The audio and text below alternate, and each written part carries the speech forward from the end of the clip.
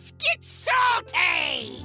Everyone, Zeddy here again today with a brand new video, and it is a shocker. This is something you will never believe, that Hearthstone right now is a bit of a balance problem. As well, only two classes are really dominating, and well, I think we need a balance patch to help dial some stuff back in. We're going to the details, and it might not be as obvious as Evolve Shaman's broken. There's a deck out there that basically loses to nothing, and it's not a shaman deck. Anyways, before we get into all that, if you enjoy the content on the channel, feel like I've earned your subscription, hit that sub button down below, give the video a like, it helps the channel out a ton, especially as we're on the road to 69,420 subs. It would just be awfully nice. So yes, if you take a look at HS replay across all ranks, you will note only two classes right now have a positive win rate, but that's against all ranks. You know, that can be skewed, that can be bad, just like Warrior, which is always bad, very last, and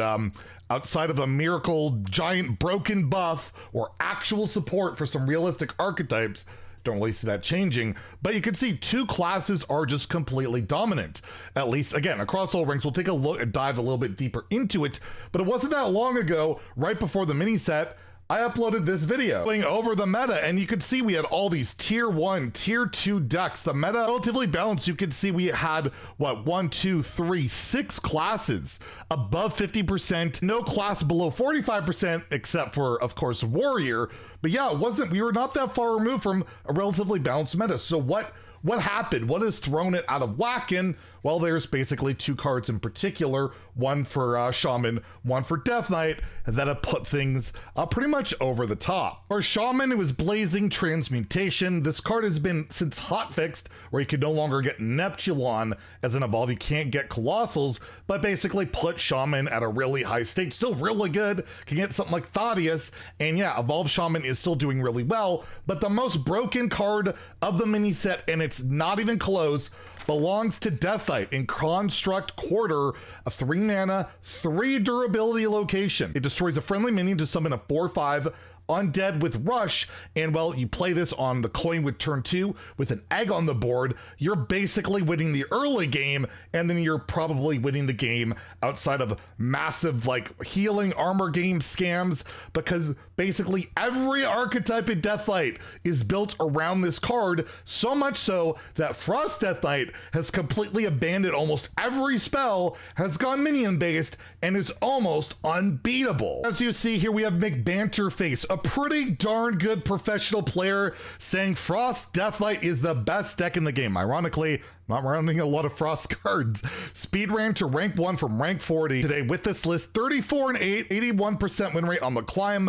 Brand Astalor, probably not great, but 6 spells. They're only running 6 spells, and I'll try and zoom in here for you guys, but basically you just run Frost Strike, you run Frostworm's Fury, and Horn of Winter, which is like Innervate, old Innervate, except it refreshes, and yeah, the deck is crushing it. It's minion based. In particular, you're just trying to hit Foul Egg into Construct Quarter, GG a lot of the times, and the deck is crushing it. Rekvim also hitting a rank 1 legend with a very similar list. I think instead of Astalor, he's running Might of Menethil. I'll put McBanterface's list in the description below if you want to try it out. But overall, the deck is performing extremely well. And if you look at Frost Death Knight, this new like Construct Quarter variant of it, it basically loses to pretty much nothing.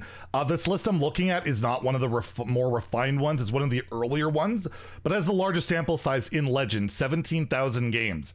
I expect these numbers to get even more startling as we go along, but if you take a look at its matchups right now, it is a lot of green. Almost everything is positive, with its only bad matchups being Control Priest, which is extremely not popular deck. We have Death Rattle Rogue, and again, it's only 45% not favored, and that's it. It loses to nothing, and this is the less refined version. You saw the version by like McBanterface there is getting a lot more streamlined, better. This deck is beating everything, so I think just, you know, it probably needs to get dialed back a little bit. I do think it is as simple as the location being too good. I mean, I expect Frost Death Knight to still be really strong after it gets nerfed, but that's fine. But right now, it's like beyond oppressive where you can play the deck and you can reasonably expect to win against basically everything. And yeah, your bad matchups at worst, at least according to this data, is 45%,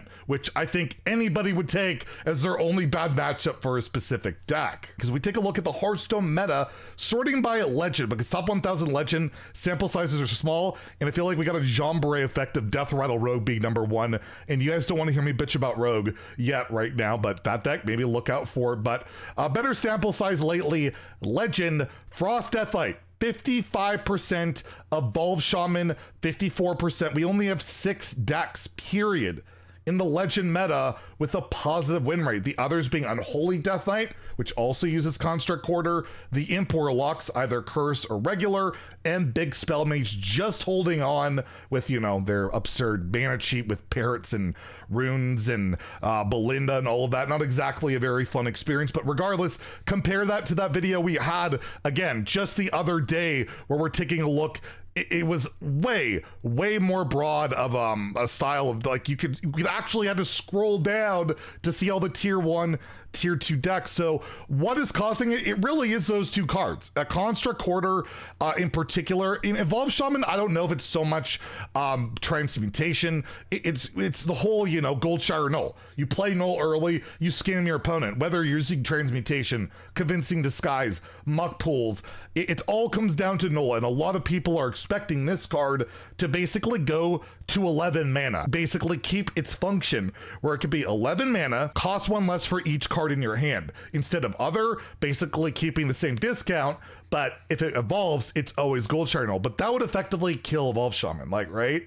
That deck's dead, and if you're looking at other Shaman decks, there really isn't much there. So I don't know what Blizzard's going to do with Evolve Shaman. It really does feel like it needs to be dialed back, but you kill Null, you kill the deck, you probably kill Shaman in Standard until rotation, but I think maybe the better bet, the safer bet, is like, let's make Blazing Transmutation 2 mana or something like that. Maybe just a slight nudge to it, because again, I don't think they want to kill the deck. I think a Null nerf would kill it. Plus Null is rotating with the standard rotation coming up probably in April. So we'll see. I don't really see any other classes getting hit too hard. Cursed Imp Warlock or Imp Warlock could, but I feel like they're much more counterable. Like, they're at 50% right now. I feel like a lot of decks just kind of go into playable range if you dial back the top stuff. I don't think buffs do a lot, as we've seen buffs not do a ton.